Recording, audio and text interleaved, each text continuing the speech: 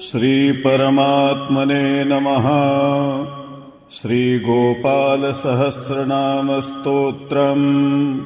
पार्वत्युवाच कैलासशिखरे रम्ये गौरी पृच्छति शङ्करम्। ब्रह्माण्डाखिलनाथस्त्वं सृष्टिसंहारकारकः। त्वमेव पूज्यसे लोकैर्ब्रह्म विष्णुसुरादिभिः। नित्यं पठसि देवेश कस्य स्तोत्रं महेश्वर। आश्चर्यमिदमत्यन्तं जायते मम शङ्कर। तत्प्राणेश महाप्राज्ञ संशयं छिन्दि शङ्कर। श्रीमहादेव उवाच धन्यासि कृतपुण्यासि पार्वती प्राणवल्लभे। रहस्यातिरहस्यञ्च यत् पृच्छसि वरानने। स्त्रीस्वभावान् महादेवी पुनस्त्वं परिपृच्छसि। गोपनीयं गोपनीयं गोपनीयं प्रयत्नतः। दत्ते च सिद्धिहानिः स्यात् तस्माद्यत्नेन गोपजेत्। इदं रहस्यं परमं पुरुषार्थप्रदायकम्। धनरत्नौघमाणिक्य तुरङ्गमगजादिकम्।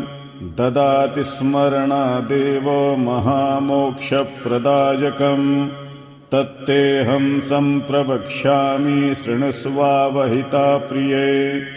योऽसौ निरञ्जनो देवश्चित्स्वरूपी जनार्दनः। संसारसागरोत्तारो कारणाय सदा नृणाम्। श्रीरङ्गादिकरूपेण त्रैलोक्यं व्याप्य तिष्ठति। ततो लोका महामूढा विष्णुभक्तिर्विवर्जिताः। निश्चयं नाधिगच्छन्ति पुनर्नारायणो हरिः। निरञ्जनो निराकारो भक्तानां प्रीतिकामदः। वृन्दावनविहाराय गोपालं रूपमुद्वहन्। मुरलीवादनाधारी राधायै प्रीतिमावहन्। अंशांशेभ्यः समुन्मील्य पूर्णरूपकलायुतः। श्रीकृष्णचन्द्रो भगवान् नन्दगोपवरोद्यतः। धरणीरूपिणी माता यशोदानन्ददायिनी। द्वाभ्यां प्रयाचितो नाथो देवक्यां वसुदेवतः। ब्रह्मणाभ्यर्थितो देवो देवैरपि सुरेश्वरी। जातो वन्यां मुकुन्दोऽपि मुरलीवेदरेचिका। तया सार्धं वचः कृत्वा ततो जातो महीतले। संसारसार सर्वस्वं श्यामलं महदुज्ज्वलम्। एतज्ज्योतिरहं वेद्यं चिन्तयामि सनातनम्। गौरतेजो विनायस्तु श्यामतेजः समर्चयेत्। जपेद्वाध्यायते वापि स भवेत्पातकी शिवे। स ब्रह्मः सुरापि च स्वर्णस्तेयी च पञ्चमः। एतैर्दोषैर्विलिप्येत तेजो भेदान् महेश्वरी। तस्माज्ज्योतिरभूद्वेधा राधा माधवरूपकम्। तस्मादिदं महादेवी गोपालेनैव भाषितम्। दुर्वाससो मुनेर्मोहे कार्तिक्यां रासमण्डले। ततः पृष्टवती राधा सन्देहं भेदमात्मनः। निरञ्जनात् समुत्पन्नं मयाधीतं जगन्मयी।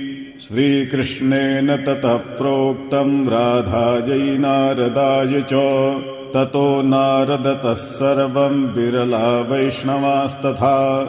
कलौ जानन्ति देवेशी गोपनीयं प्रयत्नतः।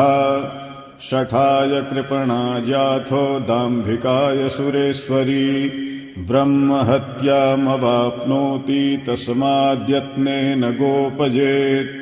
विनियोगः अस्य श्रीगोपालसहस्रनामस्तोत्रमन्त्रस्य श्रीनारद ऋषिः अनुष्टुप् छन्दः श्रीगोपालो देवता कामो बीजं मायाशक्तिः चन्द्रः कीलकम् श्रीकृष्णचन्द्रभक्तिरूपफलप्राप्तये श्रीगोपालसहस्रनामजपे विनियोगः। ध्यानम् कस्तूरीतिलकं ललाटपटले वक्षस्थले कौस्तुभम् नासाग्रे वरमौक्तिकं करतले वेणुकरे कङ्कणम् सर्वाङ्गे हरिचन्दनं सुललितं कण्ठे च मुक्तावली गोपस्त्रीपरिवेष्टितो विजयते गोपालचूडामणिः फुल्लेन्दीवरकान्तिमिन्दुवदनं बर्हावतंसप्रियम् श्रीवत्साङ्कमुदारकौस्तुभधरं पीताम्बरं सुन्दरम् गोपीनान्नयनोत्पलार्चिततनुं गोपसङ्घावृतम् गोविन्दं कलवेणुवादनपरं दिव्याङ्गभूषं भजे। श्रीगोपालसहस्रनामस्तोत्रम्। ॐ क्लीं देवः कामदेवः कामबीजशिरोमणिः श्रीगोपालो महीपालः सर्ववेदाङ्गपारगः धरणीपालको धन्यः पुण्डरीकः सनातनः गोपतिर्भूपतिः शास्ता प्रहर्ता विश्वतो मुखः आदिकर्ता महाकर्ता महाकालः प्रतापवान् जगज्जीवो जगद्धाता जगद्भर्ता जगद्वसुः मत्स्यो भीमः कुहूभर्ता हर्ता वाराहमूर्तिमान् नारायणो ऋषिकेशो गोविन्दो गरुणध्वजः गोकुलेन्द्रो महाचन्द्रः शर्वरीप्रियकारकः कमलामुखलोलाक्षः पुण्डरीकशुभावहः दुर्वासाः कपिलो भौमः सिन्धुसागरसङ्गमः गोविन्दो गोपतिर्गोत्रः कालिन्दी प्रेमपूरकः गोपस्वामी गोकुलेन्द्रो गोवर्धनवरप्रदः नन्दादिगोकुलत्राता दाता दारिद्र्यभञ्जनः सर्वमङ्गलदाता च सर्वकामप्रदायकः आदिकर्ता महीभर्ता सर्वसागरसिन्धुजः गजगामी गजोद्धारी कामी कामकलानिधिः कलङ्करहितश्चन्द्रो बिम्बास्यो बिम्बसत्तमः मालाकारः कृपाकारः कोकिलास्वरभूषणः रामो नीलाम्बरो देवो हलिदुर्दममर्दनः सहस्राक्षपुरीभेत्ता महामारी विनाशनः शिवः शिवतमो भेत्ता बलारातिप्रपूजकः कुमारी वरदायी च वरेण्यो मीनकेतनः नरो नारायणो धीरो राधापतिरुदारधीः श्रीपतिः श्रीनिधिः श्रीमान् मापतिः प्रतिराजः वृन्दापतिः कुलग्रामी धामी ब्रह्म सनातनः रेवतीरमणो रामश्चञ्चलश्चारुलोचनः रामायणशरीरोऽयं रामी रामः श्रियः पतिः शर्वरः शर्वरी शर्वः सर्वत्र शुभदायकः राधा राधयितो राधी राधा चित्तप्रमोदकः राधारतिसुखोपेतो राधा मोहनतत्परः राधावशीकरो राधा हृदयाम्भोजषट्पदः राधालिङ्गनसम्मोहो राधा नर्तनकौतुकः राधा सञ्जातसम्प्रीति राधा कामफलप्रदः वृन्दापतिः कोशनिधिः कोकशोकविनाशकः चन्द्रापतिश्चन्द्रपतिश्चण्डकोदण्डभञ्जनः रामो दाशरथी रामो भृगुवंशसमुद्भवः आत्मा रामो जितक्रोधो मोहो मोहान्धभञ्जनः वृषभानुर्भवो भावः काश्यपिः करुणानिधिः कोलाहलो हलीहाली हेलीहलधरप्रियः राधामुखाब्जमार्तण्डो भास्करो रविजो विधुः विधिर्विधाता वरुणो वारुणो वारुणीप्रियः रोहिणी हृदयानन्दी वसुदेवात्मजो बली नीलाम्बरो रौहिणेयो जरासन्धवधोमलः नागो नवाम्भो विरुदो वीरः वरदो बली गोपथो विजयी विद्वान् सिपिविष्टः सनातनः परशुरामवचोग्राही वरग्राही श्रृगालः दमघोषोपदेष्टा च रथग्राही सुदर्शनः वीरपत्नीयशत्राता जराव्याधिविघातकः द्वारकावासतत्त्वज्ञो हुताशनवरप्रदः यमुनावेगसंहारी नीलाम्बरधरः प्रभुः विभूषरासनो धन्वी गणेशो गणनायकः लक्ष्मणो लक्षणो लक्ष्यो रक्षो वंशविनाशनः वामनो वामनीभूतो वमनो वमनारुहः यशोदानन्दनः कर्ता यमलार्जुनमुक्तिदः उलूखली महामानी दामबद्धा भैषमी भक्तानुकारी भगवान् केशवोचलधारकः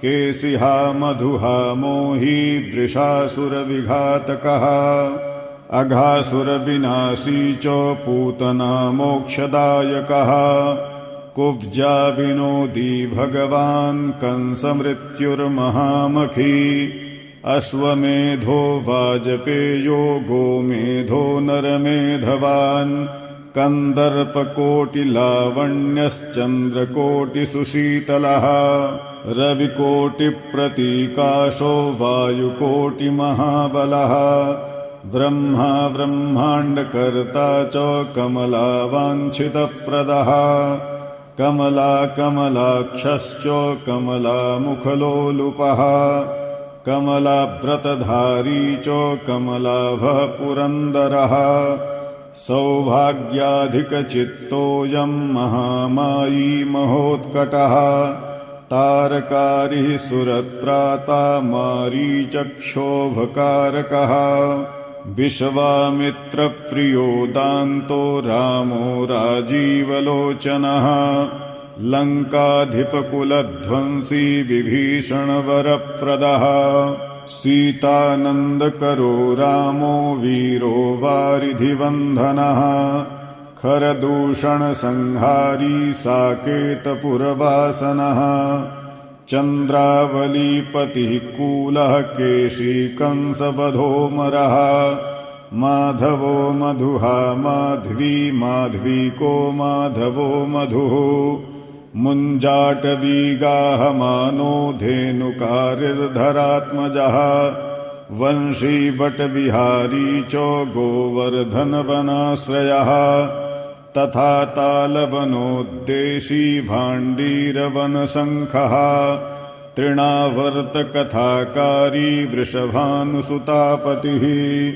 राधाप्राणसमो राधा वदनाब्जमधुव्रतः गोपीरञ्जनदैवज्ञो लीलाकमलपूजितः क्रीडाकमलसन्दोहो गोपिकाप्रीतिरञ्जनः रञ्जको रञ्जनो रङ्गो रङ्गीरङ्गमहीरुहः कामः कामारिभक्तोऽयं पुराणपुरुषः कविः नारदो देवलो भीमो बालो बालमुखाम्बुजः अम्बुजो ब्रह्मसाक्षी च योगी दत्तवरो मुनिः ऋषभः पर्वतो ग्रामो नदीपवनवल्लभः पद्मनाभः सुरज्येष्ठो ब्रह्मा रुद्रो हि भूषितः गणानां त्राणकर्ता च गणेशो ग्रहिलोग्रही गणाश्रयो गणाध्यक्षः क्रोडीकृतजगत्त्रयः यादवेन्द्रो द्वारकेन्द्रो मथुरावल्लभो धुरी भ्रमरः कुन्तली कुन्ती सुतरक्षी महामखी यमुना वरदाता च काश्यपस्य वरप्रदः शङ्खचूडवधोद्दामो गोपीरक्षणतत्परः पाञ्चजन्यकरो रामी त्रिरामी वनजो जयः फाल्गुनः फाल्गुनसखो विराधवधकारकः रुक्मिणी प्राणनाथश्च सत्यभामा प्रियङ्करः कल्पवृक्षो महावृक्षो दानवृक्षो महाफलः अंकुशो भूसुरो भामो भामको भ्रामको हरिः सरलः शाश्वतो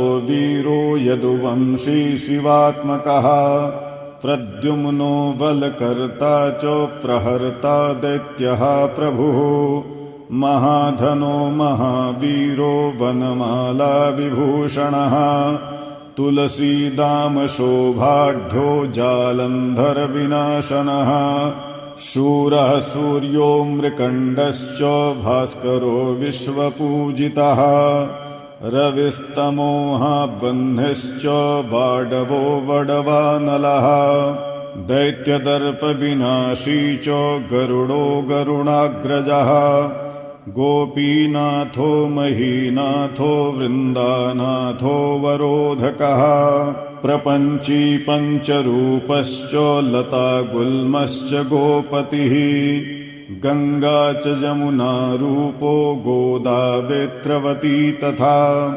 कावेरी नर्मदा तापी गण्डकी सरयूस्तथा राजसस्तामसः सत्वी सर्वांगी सर्वलोचनः सुधामयो मृतमयो योगिनी वल्लभः शिवः बुद्धो बुद्धिमतां श्रेष्ठो विष्णुर्जिष्णुः शचीपतिः वंशी वंशधरो लोको विलोको मोहनाशनः रवरावो रवो रावो बालो बालबलाहकः शिवो रुद्रो नलो नीलो लाङ्गली लाङ्गलाश्रयः पारदः पावनो हंसो हंसारूढो जगत्पतिः मोहिनी मोहनो मायी महामायो महामखी वृषो वृषाकपिः कालः काली दमनकारकः कुब्जा भाग्यप्रदो वीरो रजकक्षयकारकः कोमलो वारुणो राजा जलजो जलधारकः हारकः सर्वपापघ्नः परमेष्ठी पितामहः खड्गधारी कृपाकारी राधारमणसुन्दरः द्वादशारण्यसम्भोगी शेषनागफणालयः कामः श्यामः सुखः श्रीदः श्रीपतिः श्रीनिधिकृतिः हरिर्हरो नरो नारो नरोत्तमयिषुप्रियः गोपाली चित्तहर्ता च कर्ता संसारतारकः आदिदेवो महादेवो गौरी गुरुरनाश्रयः साधुर्मधुर्विधुर्धाता भ्राता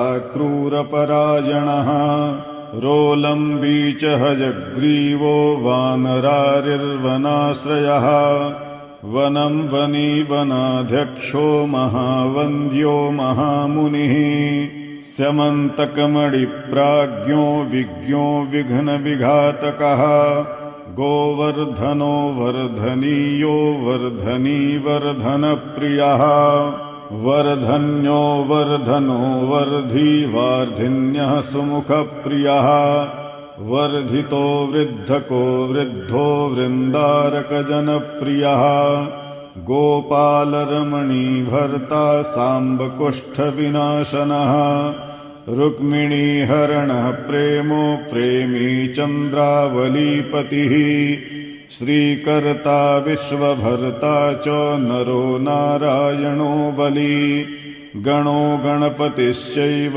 दत्तात्रेयो महामुनिः व्यासो नारायणो दिव्यो भव्यो भावुकधारकः स्वश्रेयसं शिवं भद्रं भावुकं भविकं शुभम् शुभात्मकः शुभशास्ता प्रशास्ता मेघनादः ब्रह्मण्यदेवो दीनानामुद्धारकरणक्षमः कृष्णः कमलपत्राक्षः कृष्णः कमललोचनः कृष्णः कामी सदा कृष्णः समस्तप्रियकारकः नन्दो नन्दी महानन्दी मादी मादनकः किली मिली हिली गिली गोली गोलो गोलालयो गुली गुग्गुली मारकी शाखी बटः पिप्पलकः कृति म्लेच्छः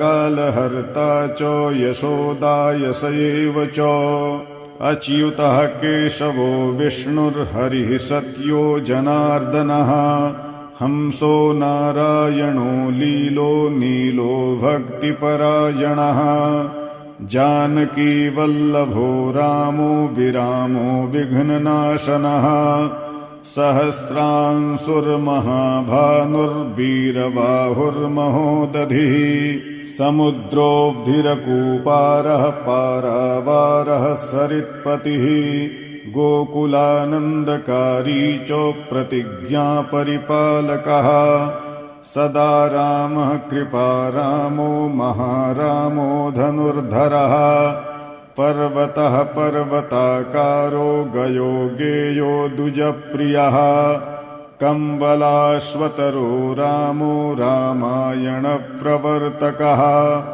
द्यौर्दिवो दिवसो दिव्यो भव्यो भाविभयापहः पार्वती भाग्यसहितो भ्राता लक्ष्मी विलासवान् विलासी साहसी सर्वी गर्वी गर्वितलोचनः मुरारिर्लोकधर्मज्ञो जीवनो जीवनान्तकः यमो यमादिर्यमनो यामी याम विधायकः वंसुलीपांसुलीपांशुः पाण्डुरर्जुनवल्लभः ललिता चन्द्रिका माली माली मालाम्बुजाश्रयः अम्बुजाक्षो महायक्षो दक्षश्चिन्तामणिः प्रभुः मणिर्दिनमणिश्चैव केदारो वदराश्रयः वदरीवनसम्प्रीतो व्यासः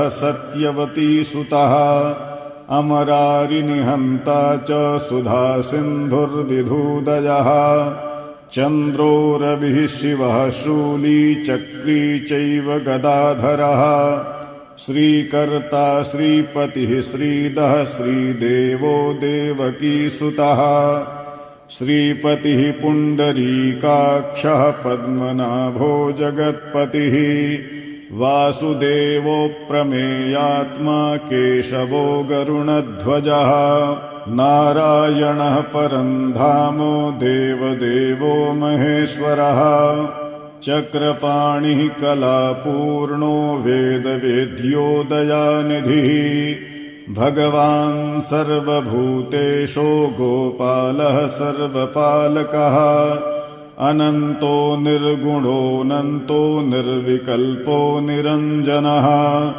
निराधारो निराकारो निराभासो निराश्रयः पुरुषः प्रणवातीतो मुकुन्दः परमेश्वरः क्षणावनिः सार्वभौमो वैकुण्ठो भक्तवत्सलः विष्णुर्दामोदरः कृष्णो माधवो मथुरापतिः देवकी गर्भसम्भूतो यशोदावत्सलो हरिः शिवः सङ्कर्षणः शम्भुर्भूतनाथो दिवस्पतिः अव्ययः सर्वधर्मज्ञो निर्मलो निरुपद्रवः निर्वाणनायको नित्यो नीलजीमूतसन्निभः कलाक्षयश्च सर्वज्ञः कमलारूपतत्परः ऋषिकेशः पीतवासो वसुदेवप्रियात्मजः नन्दगोपकुमारार्यो नवनीताशनः प्रभुः पुराणपुरुषः श्रेष्ठः शङ्खपाणिः सुविक्रमः अनिरुद्धश्चक्ररथः सार्ङ्गपाणिश्चतुर्भुजः गदाधरः सुरार्तिघ्नो गोविन्दो नन्दकायुधः वृन्दावनचरः शौरिर्वेणुवाद्यविशारदः तृणावर्तान्तको भीमो साहसो बहुविक्रमः शकटासुरसंहारी बकासुरविनाशनः धेनुकासुरसङ्घातः पूतनारिर्नृकेसरी पितामहो गुरुः साक्षी प्रत्यगात्मा सदाशिवः अप्रमेयः प्रभु प्राज्ञो प्रतर्क्यः स्वप्नवर्धनः धन्यो मान्यो भवो भावो धीरः शान्तो जगद्गुरुः अन्तर्यामीश्वरो दिव्यो दैवज्ञो देवता गुरुः क्षीराब्धिशयनो धाता लक्ष्मीवान् लक्ष्मणाग्रजः धात्रीपतिरमेयात्मा चन्द्रशेखरपूजितः लोकसाक्षी जगच्चक्षुः पुण्यचारित्रकीर्तनः कोटिमन्मथसौन्दर्यो जगन्मोहनविग्रहः मन्दस्मिततमो गोपो गोपिका परिवेष्टितः फुल्लारविन्दनयनश्चाणूरान्ध्रनिषूदनः इन्दीवरदलश्यामो बर्हिर्वर्हावतंसकः मुरलीनिनदाह्लादो दिव्यमाल्याम्बराश्रयः सुकपोलयुगः शुभ्रूयुगलः सुललाटकः कम्बुग्रीवो विशालाक्षो लक्ष्मीवान् शुभलक्षणः पीनवक्षाश्चतुर्बाहुश्चतुर्मूर्तिस्त्रिविक्रमः कलङ्करहितः शुद्धो दुष्टशत्रुनिवर्हणः किरीटकुण्डलधरः कटकाङ्गदमण्डितः मुद्रिकाभरणोपेतः कटिसूत्रविराजितः मञ्जीररञ्जितपदः सर्वाभरणभूषितः विन्यस्तपादयुगलो दिव्यमङ्गलविग्रहः गोपिकानयनानन्दः पूर्णचन्द्रनिभाननः समस्तजगदानन्दः सुन्दरो लोकनन्दनः यमुनातीरसञ्चारी राधामन्मथ वैभवः गोपनारी प्रियोदान्तो गोपीवस्त्रापहारकः शृङ्गारमूर्तिः श्रीधाम तारको मूलकारणम् सृष्टिसंरक्षणोपायः क्रूरासुरविभञ्जनः नरकासुरहारी च मुरारिर्वैरमर्दनः आदितेयप्रियो दैत्यो भीकरश्चेन्दुशेखरः जरासन्धकुलध्वंसी कंसारातिः सुविक्रमः पुण्यश्लोकः कीर्तनीयो यादवेन्द्रो जगन्नुतः रुक्मिणीरमणः सत्यो भामा जाम्बवती प्रियः मित्रविन्दानाग्निजिती लक्ष्मणा समुपासितः सुधाकरकुले जातोऽनन्तप्रबलविक्रमः सर्वसौभाग्यसम्पन्नो द्वारकायामुपस्थितः भद्रासूर्यसुतानाथो लीलामानुषविग्रहः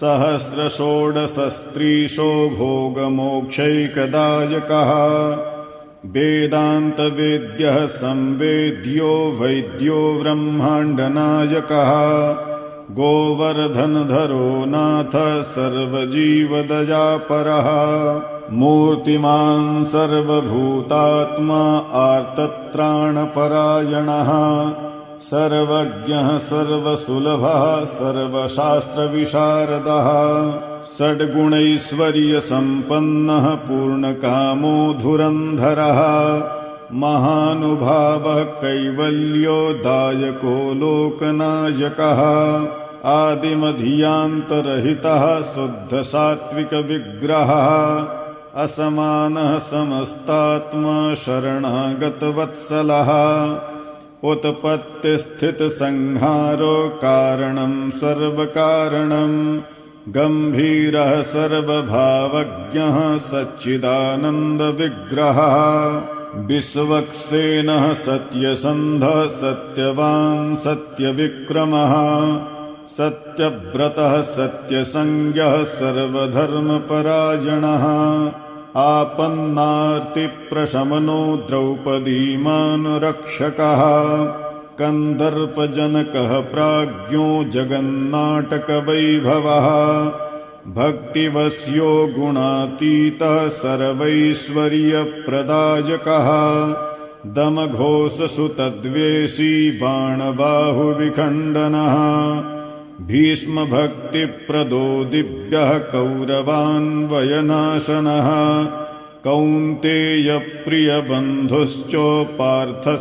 कौन्तेयप्रियबन्धुश्चोपार्थस्यन्दनसारथिः नारसिंहो महावीरः स्तम्भजातो महाबलः प्रह्लादवरदः सत्यो देवपूज्यो भयङ्करः उपेन्द्र इन्द्रावरजो वामनो बलिवन्धनः गजेन्द्रवरदः स्वामी सर्वदेव नमस्कृतः शेषपर्यङ्कशयनो वैनतेयरथो जयी अव्याहतबलैश्वर्यसम्पन्नः पूर्णमानसः योगेश्वरेश्वरः साक्षी क्षेत्रज्ञो ज्ञानदायकः योगहृत्पङ्कजावासो योगमायासमन्वितः नादबिन्दुकलातीतश्चतुर्वर्गफलप्रदः सुषुम्नामार्गसञ्चारी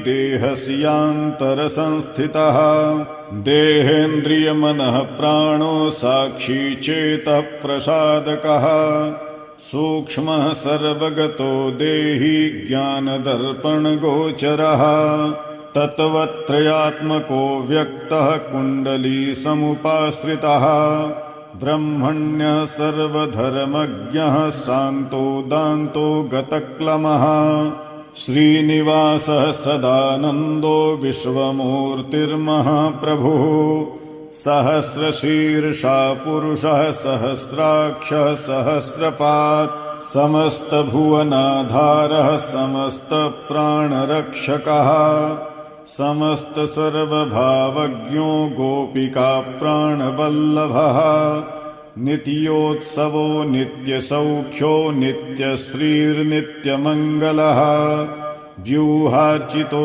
जगन्नाथः श्रीवैकुण्ठपुराधिपः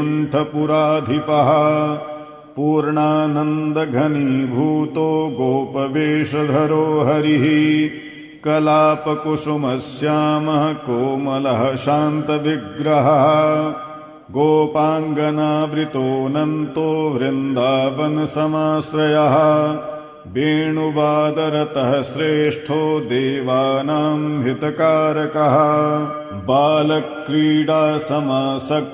नवनीतस्य तस्करः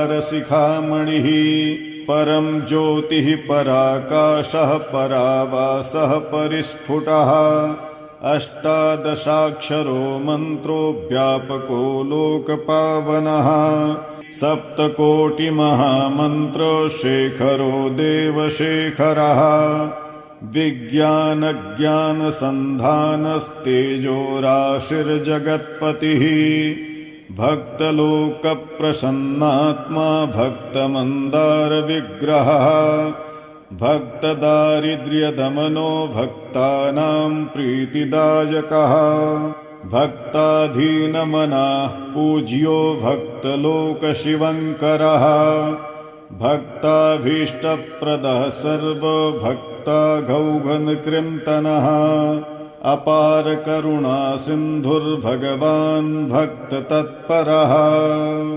माहात्म्यम् इति श्रीराधिकानाथ सहस्रं नाम कीर्तनम् स्मरणात् पापराशीनां खण्डनं मृत्युनाशनम् वैष्णवानां प्रियकरं महारोगनिवारणम् ब्रह्महत्यासुरापानं परस्त्रीगमनं तथा परद्रव्यापहरणं परद्वेषसमन्वितम् मानसं वाचिकं कायं यत् पापं पापसम्भवम् सहस्रनाम पठनात् सर्वं नश्यति तत्क्षणात् महादारिद्र्ययुक्तो वो वैष्णवो विष्णुभक्तिमान् कार्तिक्यां सम्पठेद् रात्रौ शतमष्टोत्तरं क्रमात् पीताम्बरधरो धीमान् सुगन्धिपुष्पचन्दनैः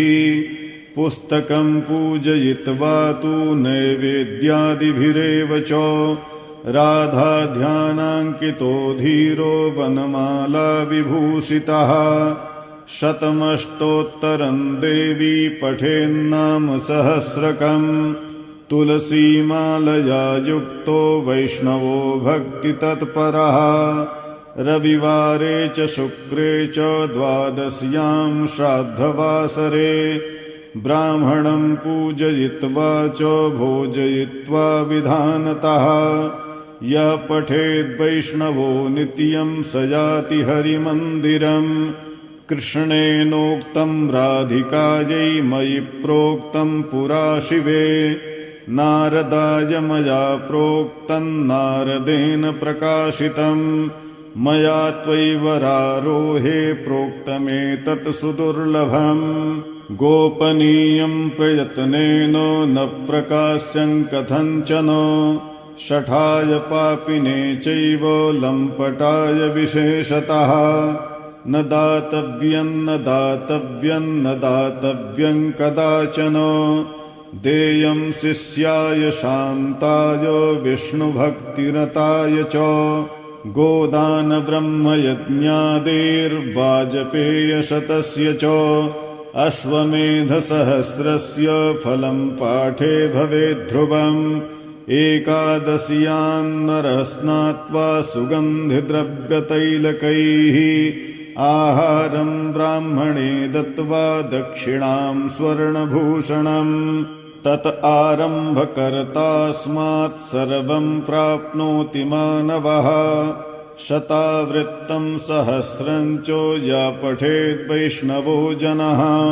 श्रीवृन्दावनचन्द्रस्य प्रसादात् सर्वमाप्नुयात् यद्गृहे पुस्तकं देवी पूजितं चैव तिष्ठति न मारी न च दुर्भिक्षं नोपसर्गभयं क्वचित् सर्पादिभूतयक्षादिया नश्यन्ति नात्र संशयः श्रीगोपालो महादेवी वसेत्तस्य गृहे सदा गृहे यत्र सहस्रं च नाम्नां तिष्ठति पूजितम् श्रीसम्मोहनतन्त्रे पार्वतीश्वरसंवादे श्रीगोपालसहस्रनामस्तोत्रस्य माहात्म्यं सम्पूर्णम्। ॐ नमो भगवते वासुदेवाय श्रीकृष्णपरमात्मने नमः।